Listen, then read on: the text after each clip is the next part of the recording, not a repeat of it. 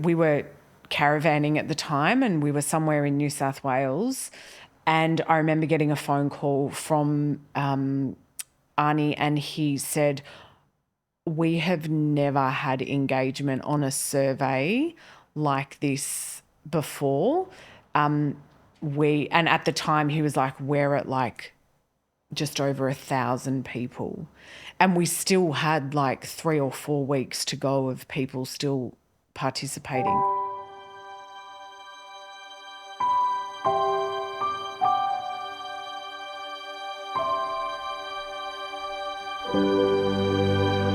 So previously we discussed your experience with postnatal depression and anxiety, and how this created a burning desire in you to create a space where women could go to have all the love and care and help and support they need to get them through those really tricky postpartum times. But you also knew that, you know, if you wanted to bring something like this to life, you needed to do research to make sure that it was something that other women wanted as well as you. Yeah, I needed some validation whether other women actually wanted something like this, or was it just you? Just me. Yeah. Which I knew would not have been necessarily the case, but, you know, to create something like this is a lot of effort, and more importantly, there's a lot of dollars behind doing something like this. Yeah. Because I know that there are many community-run sort of things that have this essence, but at the scale and capacity that I wanted it to be, I really needed to understand. I needed to hear the voice of other women, and to understand what their journey they wanted their journey to be. Yeah. So I jumped on the research train. So you engaged a business named the Market Intelligence. Yep. And you interviewed over 1,500 women. Yeah. It was quite a process. Again, something that I had never been exposed to in terms of research at this level. So a dear mentor of mine, Campbell McIntosh, put me onto these people, and Campbell had previously worked for BHP and used them there. And so I knew that I didn't want big corporate, but I also needed a company that knew what they were really doing, because this was very much a make or I'm either doing this or I'm not. Yeah. If women don't necessarily want this, then I'm not going to do it. Yeah. So I needed to make a significant investment in this market research to work out whether I was then going to be able to keep pushing the vision forward. Yeah. And just for context for anyone listening, this survey surveyed 1,500 women. Yeah, we had just over 1,500 women all over Australia. So this is not just a Victorian thing. Yeah. This is in the context of... So in research world, there are all of these barometers within which that the survey or the data becomes actually tangible. So the guys at Market Intelligence Research, they did a lot for New South Wales government, for the RBA, and their research informed policy and policy changes. So they would give me numbers around, you know, don't quote me, I think it's like you have to have a minimum of between 500 and 600 people participating actively in a survey for it to be qualified as, you know, making large statements like 70% of Victorian or Australian women want, you know. So before the government can use it. So for it to be deemed usable by the government, it needs to have about a third of the number of participants that you had. Correct. Yeah. So when we got the numbers back, I was really nervous because, again, this was a make or break. So I was like, oh, my God, please let us just get 500. Like, if we get 500, that will be amazing. And we launched it in December of 2021 and it ran over, I think, 5 or 6 weeks. So it took it through into January of 2022. And we were caravanning at the time and we were somewhere in New South Wales. And I remember getting a phone call from Arnie and he said, we have never had engagement on a survey like this before. And at the time he was like, we're at like just over 1,000 people. And we still had like 3 or 4 weeks to go of people still participating. So I was like, oh, thank you, universe. Just thank you. I still didn't know whether it was a yes or a no, but just from the mere fact of how many participants we were getting. So I knew that the data that we were going to get was going to be very substantial. And then, in the end, it turned out that we had over 1,500 women participate. And then I suppose the extra layer to just the, filling out the data was the level of commentary and storytelling that each woman went into. So I remember getting the full report in its rawness, not, the nice summary. And I remember I sat there for 3 days reading every single woman's response and crying like a baby just at... I think it also gave me the sense of there are really women who felt like I felt, and worse and less and everything in between. Yeah. So it was a validation on many levels. So we surveyed women all around Australia between the ages of 18 and 50.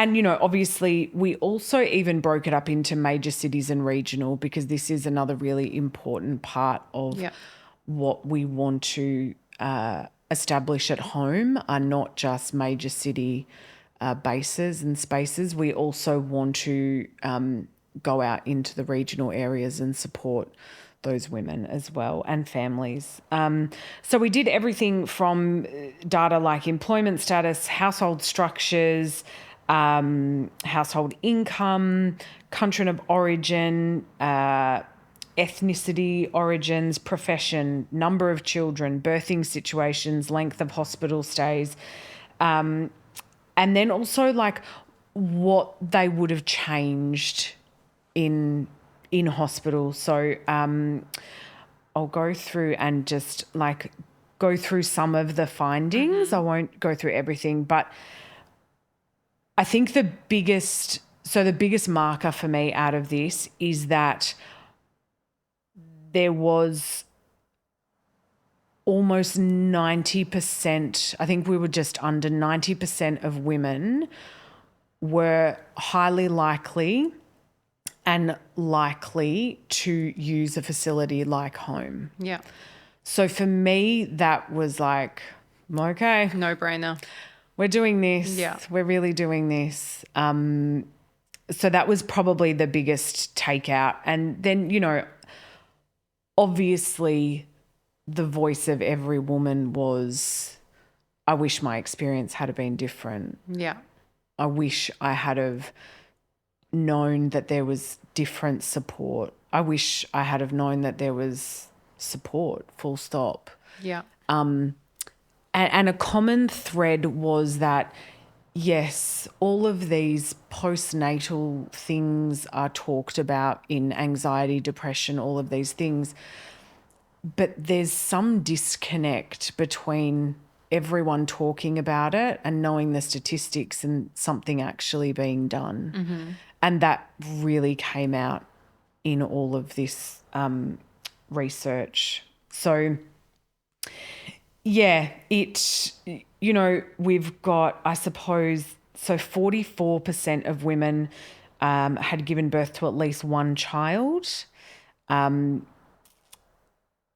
that was, and then, we looked at like 43% had given birth in the last 3 years. So the data is really quite up to date. like women were still experiencing a lot of all of these feelings and symptoms.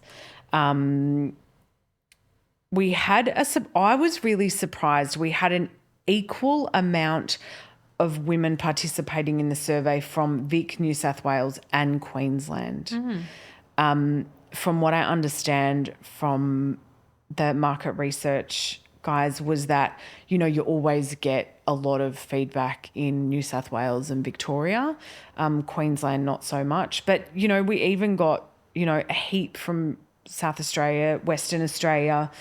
Women between the ages of 30 and 34 were probably our biggest participants.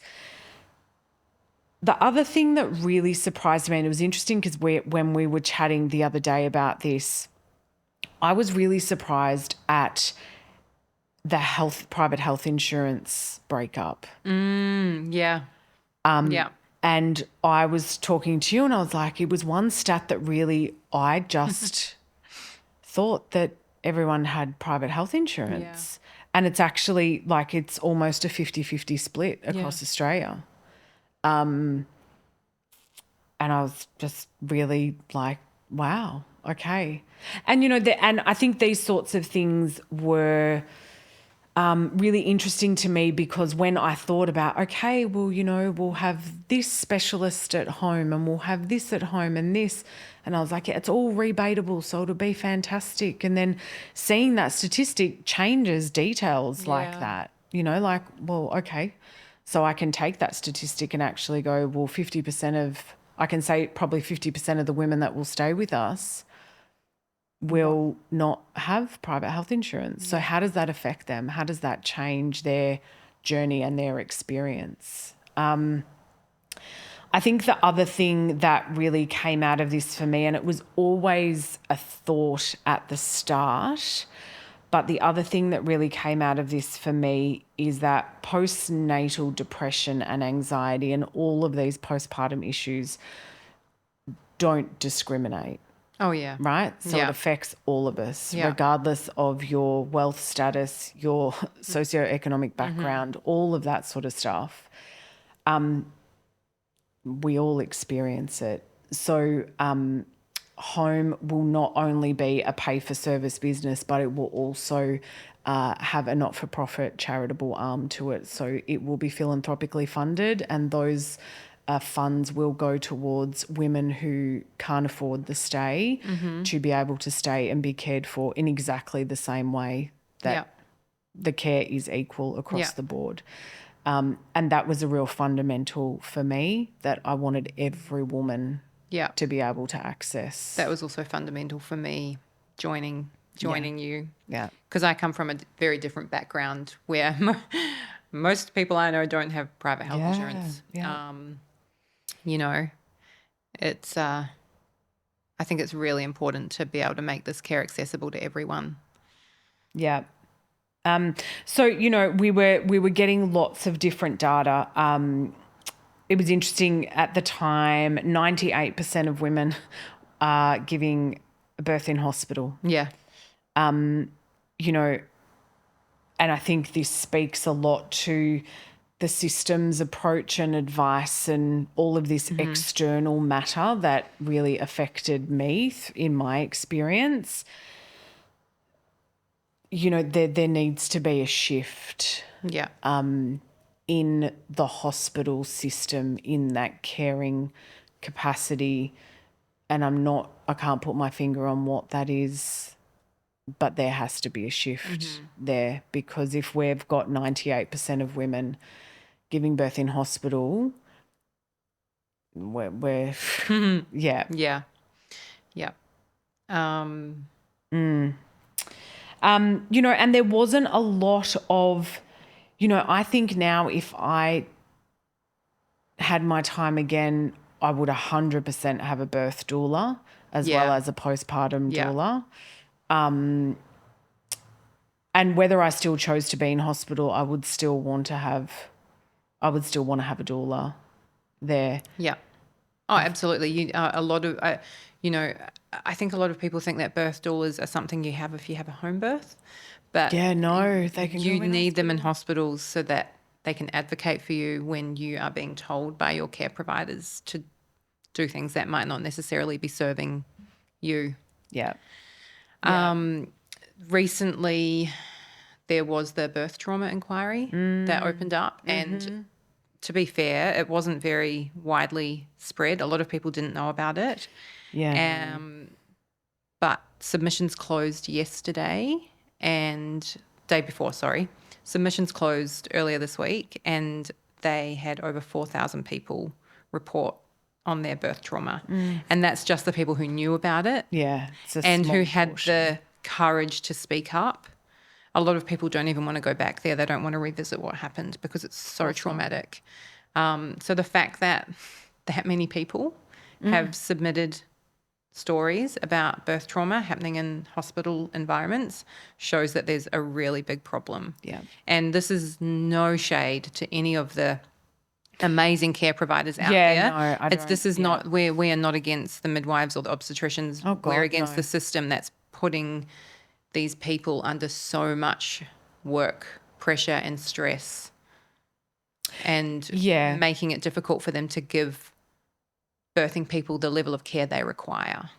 And I think the change that we can affect is, you know, these systems are hard to get into and shake up, right? And so I think what Home strives to achieve is let's try and change that where we can have influence, and that is starting to have women turn inward.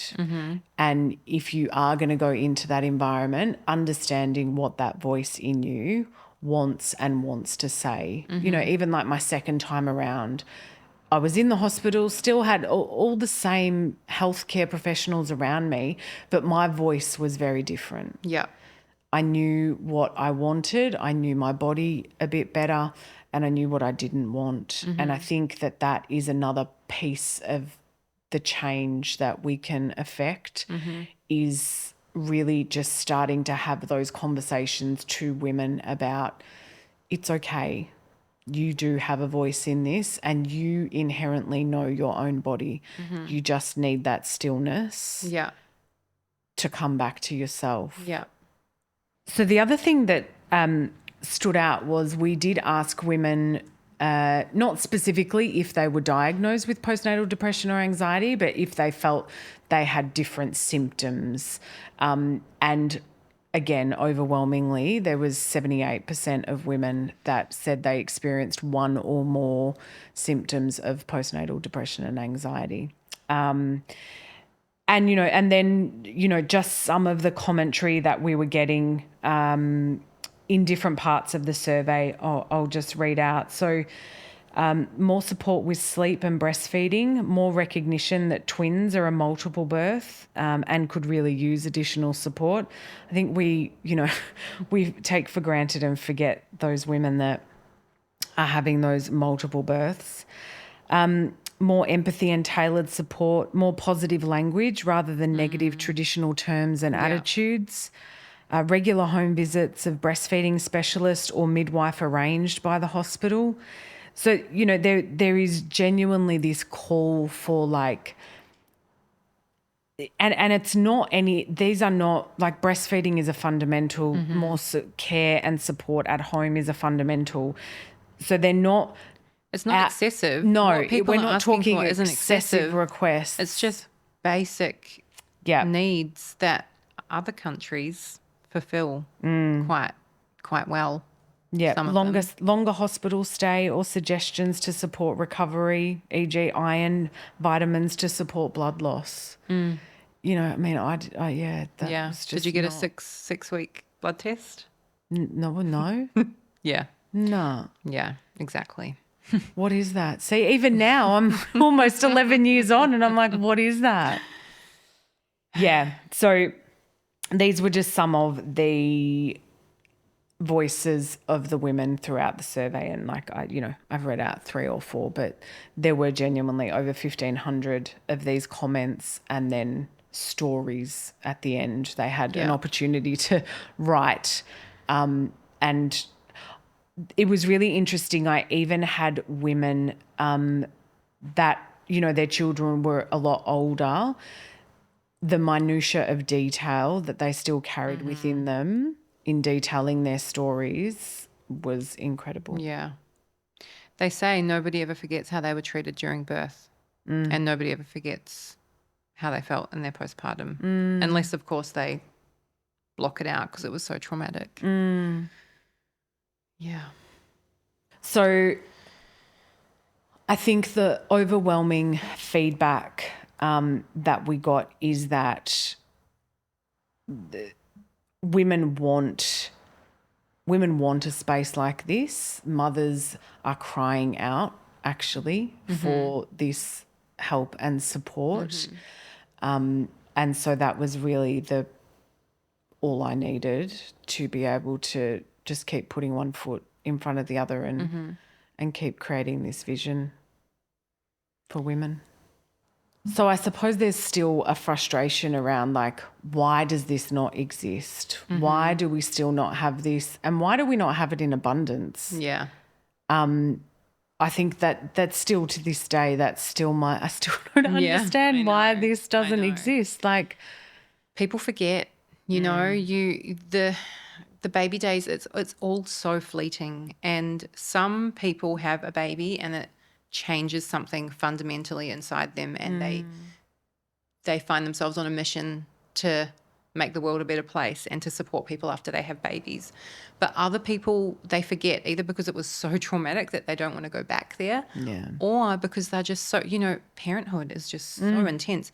Every phase of parenthood has so many challenges and so many joys, and sometimes people just get wrapped up in that next phase, and they're forgetting that friend that's got a newborn might need food dropped on their doorstep, or, some words of encouragement, or a reminder that there's a lactation consultant available if they need one, because the village, it's just, everyone's so busy, everyone's working so much, everyone's trying to raise families, trying to pay mortgages, trying to do all these things, and it's just so easy to forget. Yeah. Yeah, I get it. So I suppose the next time we speak, it will, we'll start talking about the vision and the movement and how it is supported by the community and what it all looks like. This podcast represents the opinions of our hosts and their guest speakers. Views and opinions expressed in the podcast are our own and do not represent that of our places of work.